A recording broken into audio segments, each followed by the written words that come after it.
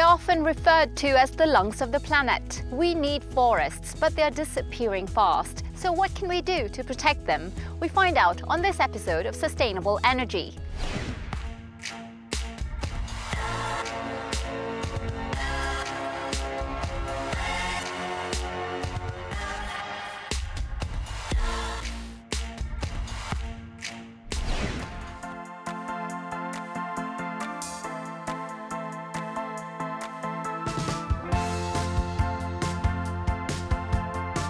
Welcome to Nofla, just 100 kilometers west of Paris. I'm Asha. I've come here to get one expert's opinion on sustainable forest management. I'll be meeting Stéphane Allaire, who runs Reforest Action, a social enterprise driving worldwide reforestation projects. Also coming up on the show. We do a global tree count and show you why looking after our forests is crucial. Then we take a look back at some of the buildings we've featured in this series, putting sustainably sourced wood and urban forests at the heart of their projects and meeting the architects behind the designs. We've been, since our inception, 100% committed to the idea that what we build should be pushing towards carbon neutrality or even carbon positive. And we take you to the heart of France's national park to look at how the French government is protecting its natural forests. We have very beautiful forests, lots of biodiversity.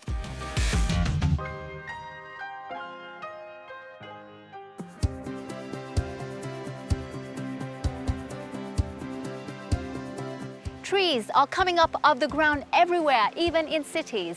Research by the Nature Conservancy suggests that forests, grasslands and wetlands could be the most promising nature-based solution we have on hand to fight climate change and help reduce energy consumption. And there are many more reasons why we should protect them. Forests cover nearly a third of the planet's land surface.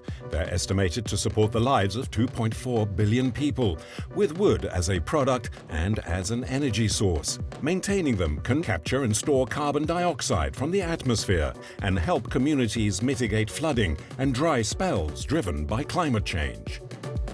They can also improve air quality in our big cities, are essential for sustainable agriculture, food security and drinking water, and, says the FAO, ensure economic prosperity of rural areas. So healthy forests are key to making our future more sustainable. But forests are shrinking even if their decline has slowed down in recent years. 4.7 million hectares of forest were lost every year between 2010 and 2020.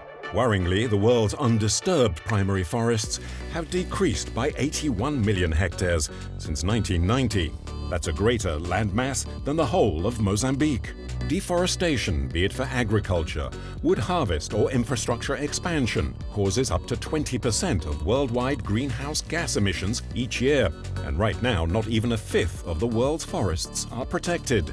Many of them lack long-term, sustainable management plans. To protect our forests, the UN recommends we change the way we produce and consume food, grow forests to help address development issues, climate change and food security, and restore those that have been damaged or destroyed.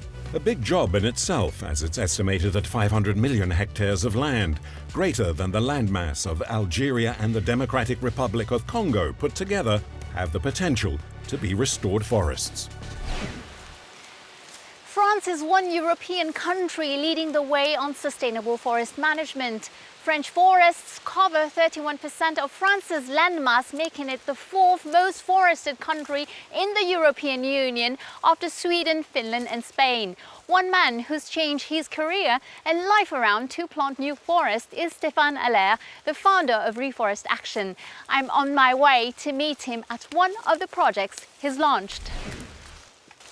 Hello Stéphane, thank you for joining us on Sustainable Energy. We're standing today on a land that you've reforested. Can you tell us a little bit about this specific project? Yes, this forest used to be a poplar tree forest, a damaged one.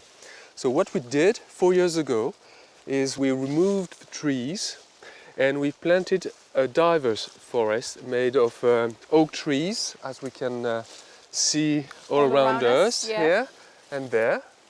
But also chestnut trees a bit further and wild cherry trees. They make a diverse forest, and the diseases, the storms, the wildfires make slow progress in a diverse forest. as opposed to a more unique species ones, like this one. Right. UN figures show deforestation isn't as bad as it was in the 90s. Has it improved everywhere? Well, the global figures show that, but deforestation is still a huge issue that we still have to face, because in Amazonia, in Africa, in Indonesia, deforestation is bad. So we can act in different ways against deforestation. In our daily lives, with our daily behavior, the way we eat food, the way we buy wooden products, we can fight deforestation. Some type of reforestation helps fighting deforestation. Planting forests have a direct impact on native forests, because when you plant a tree that will be cut in 10, 15 years, 50 years from now, well, it's a tree that will not be cut in a native forest. What threats would you say are forests most exposed to today? There are different types of threats for forests, depending where you are. If you're in the tropical regions, deforestation is the biggest threat today again. But if you are in a temperate forest, like in Europe or France, then there is no longer deforestation, but the forests are degraded because of climate change. For instance, the storms that are more frequent and more violent impact the forest, and the diseases and the insects, they make more damage to the forest again. Earlier in the series, we met an Indian engineer, Shubhendu Sharma, who applied a co-manufacturing technique to plant mini forests pretty much anywhere in cities, a way to solve India's big pollution problems. What are your views on urban forestry and on this specific approach? Urban forestry is very important as far as I'm concerned. When you see vegetation, when you see a forest from your window, there is a study that says that you will live 7 years longer. Wow. Rather than seeing a pavement or a street from your window, concrete. So that has a big impact on your daily life, obviously. Do you do it yourself? Oh yes, we do. We've done it a number of times in France and in Europe. And especially last year when we planted the biggest urban forest in Paris with 200 citizens coming from the surroundings. It was on an area 700 square meters big. And all the people living around the place came together, the families, the kids and the parents, to plant the trees. Where are forests needed? Any specific parts of the world? Not in every part of the world, because in some places forests don't grow, they don't exist. But forests are needed in most places, and especially in the tropical regions. Because in this region, the forests grow all year around. So they are very efficient in terms of CO2 storage, in terms of biodiversity, in terms of everything we need, really. Thank you, Stéphane. After the break, we revisit 2 building projects that use trees and wood and meet the architects behind them. We do our best to imagine new cities that from the beginning they have the forest and the cities together.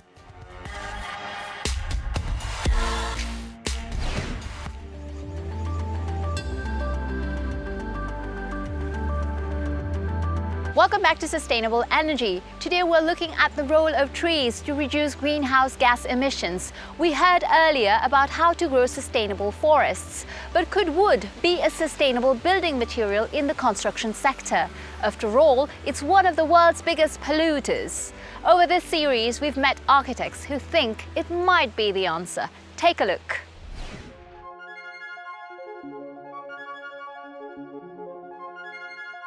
A home for trees inhabited by people. In the heart of Milan, Italy, 2 new residential towers are hosting humans and 2,000 trees. Vertical forest is a very simple thing. It's a way to concentrate in a very small urban surface, thousands of plants.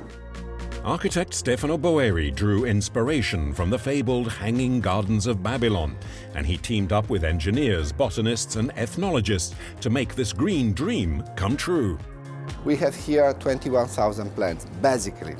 So it's equivalent of 3 hectares, 30,000 square meters of a real forest in a very small surface of a super dense urban environment.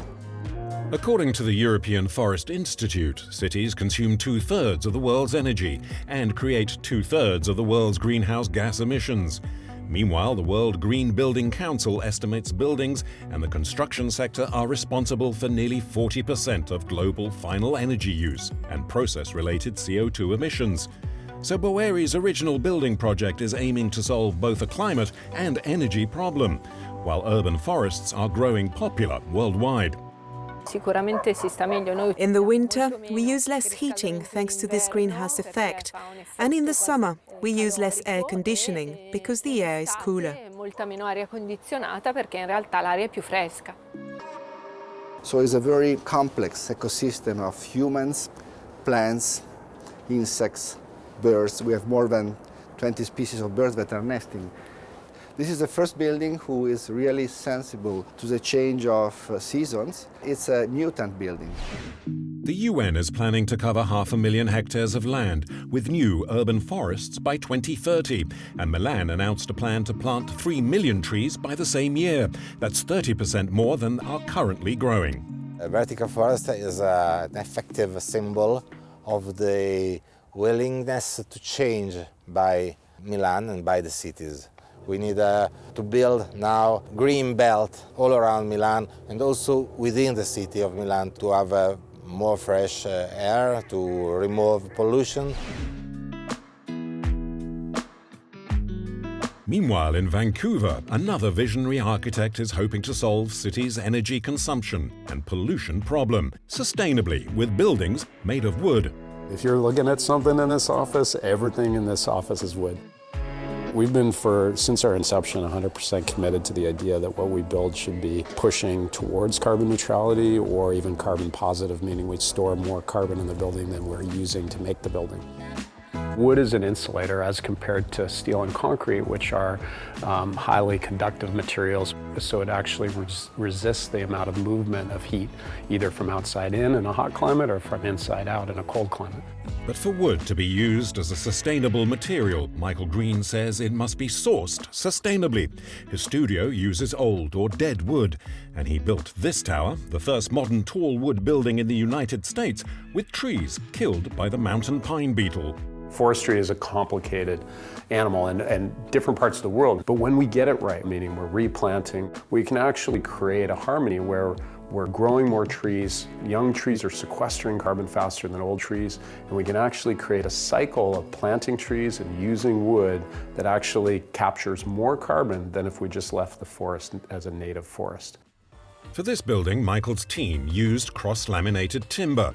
It's made of small pieces of wood glued together at right angles to form giant wooden panels, 10 feet wide and up to 60 feet long.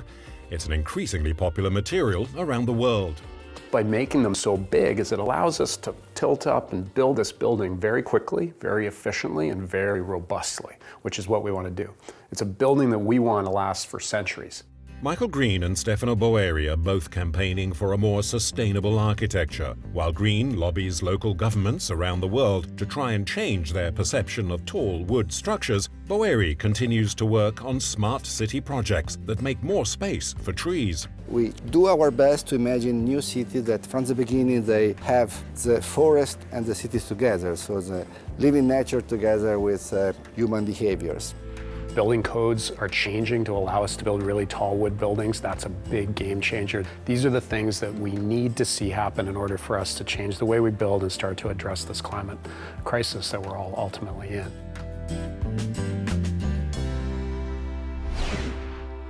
I'm back with Stéphane Allaire from Reforest Action. So some really nice building designs that we've seen here using wood and even trees. So what are the conditions for this wood-based model to work and be truly sustainable?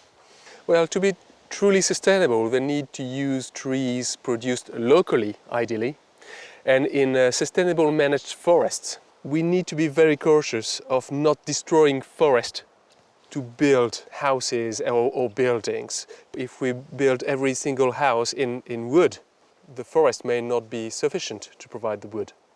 FAO figures show that 1/3 of the world's 60,000 different species of trees have been placed on the red list of endangered species. What is currently being done to save them? A number of things. First of all, laws are reinforced to fight illegal logging. which is a huge issue in Africa, South America and Asia especially. But also everybody pays more attention to the label. When you buy labeled wood, that fights deforestation and that protects endangered species. Also in Europe, we migrate trees from the south of France up to the north so they can be more adapted to the new climate conditions. And finally, what we can do is to promote diverse forests. Agroforestry seems to be a popular solution worldwide to create new ecosystems thanks to the presence of different varieties of trees. Can you tell us a little bit more? Yes, we are very keen on agroforestry ourselves. It has a positive impact for a number of reasons. We are in open fields, right? And we reintroduce trees in crops. So we plant trees, different types of trees within the crops. So it brings biodiversity, but also it enriches the soil thanks to the trees, which is good also for the crops. Thank you, Stéphane. It's time for a quick break. When we are back, we'll dive deeper into France's forest protection plan. I think we have very beautiful forest, lots of biodiversity, lots of tree species, lots of plant species, lots of wild animals.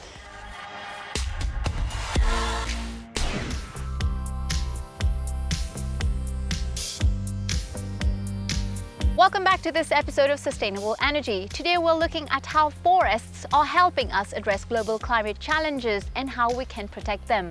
In eastern France, there's a national park dedicated to forest protection and conservation. It covers 241,000 hectares. That's about the size of the Réunion Island in the Indian Ocean. In certain parts, local farmers have agreed not to disrupt the forest ecosystem for it to continue to grow naturally.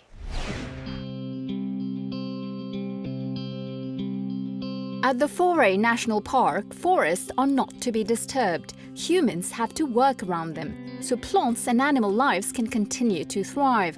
Veronicas has been running it since its launch in 2019. Her plan is to set an example on best forest management practices. This space is dedicated to knowledge. It's an outdoor laboratory to study forests, to look at how they evolve naturally and how climate change affects them. And that knowledge will then be used to better understand the development of the forest. The park is a national project managed by Veronique's team in the National Forest Office, the ONF, a government agency who runs state-owned forests. Zoe Lefort's job is to ensure that the park follows the ONF regulations. What is so special here? I think we have very beautiful forest, lots of biodiversity, lots of tree species, lots of plant species, lots of wild animals. Further away in the forest, a team of forest rangers are marking trees. Some of them will be cut and sold, others must be preserved. Hi. So what are you doing here? I'm doing an inventory on groups of trees that are 60 centimeters large and more. So I'm going to mark this one.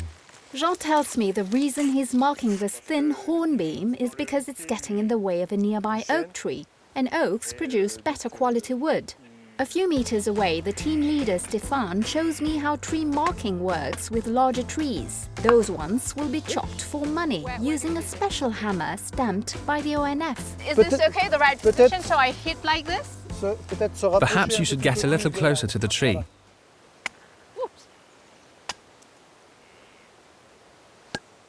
Ah, got it. So this is the official seal, ready to be harvested. Now it has a market value, we can sell it, whereas before we were not allowed to chop it. I'm told that the value of each tree varies from one species to another. The value of this beech tree, for example, is about 60 euros per cubic meter. Morgan, what is the wood used for after it's being harvested? You have different parts of the tree. You have the first part, which is more for furniture, or which is what is noble, and then you have other parts, and at last you have firewood, and the last part of the tree, it stays on the ground and it stays in the forest, and that's for the soil. Although the wood industry is leading the local economy, some trees must be protected for the forest to thrive. And here they are called biodiversity trees, and there must be at least 8 of them per hectare. What's a biodiversity tree? It's a tree which is really important, and we want to keep it all his life and all his death, because when it will fall on the ground, it will be left here. Because there is about 25% of forest species who need the dead wood and those kind of trees to live. What is this mark on the tree? That's for everyone knows that this tree won't be cut, and we don't have the right to cut it. 70 companies live off the local wood industry. Some critics have called the park authorities too radical in their environmental approach. But Véronique Genové is trying to meet another challenge, creating a harmony between human activity and their forest protection strategy. There are many villages on this land. There isn't a single area where man hasn't been using the natural resources attached to it, and that's quite unique. So it's a big project that will span over 15 years and that includes a whole bunch of regulations on various fairly classic rural themes. For instance, we help farmers set up agriculture techniques that are most respectful of water, air, nature. Veronique and the Forêt National Park team are promoting a multifunctional forest management approach, one that takes into consideration its environmental and economical value, its touristic appeal and its utility as a source of sustainable energy. 87% of this forest is owned by the state, but in most parts of France, private owners are the majority, and forest exploitation is up to them. So they hold the key for sustainable management plans, and not only in France, but across 22% of the world's forests, which are also privately owned. Many forests across France and Europe are privately owned. How do you convince owners of the benefits of protecting their woods? In France only, forests are owned by more than 3 million people. And they have very small parts of forest in most cases. But it's very important that they take care of their forest, because these forests will store CO2 emissions, will generate oxygen, they will filter water, they will retain the soil, and all these benefits, all these services, they are valued by scientists at 1,000 euros per hectare per year. So they provide a huge value for the society, so they need to take care of that. What sort of public action is needed for forests to be better protected? They're very simple. Public actions need to take place to fight deforestation, stop deforestation. Every single forest needs to be sustainably managed.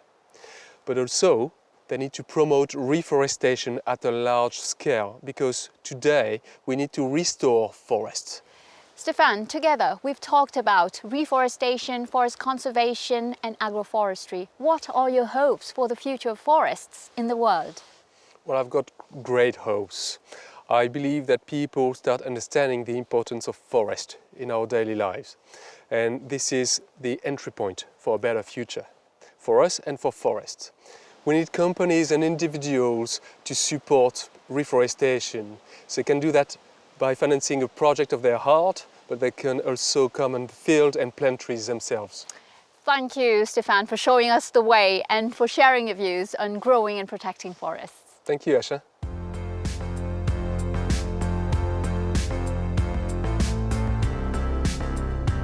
The future of forestry looks bright. 59 countries signed up to the Bonn Challenge in 2011 and promised to reforest 350 million hectares by 2030. But some experts suggest it's not just about reforesting land.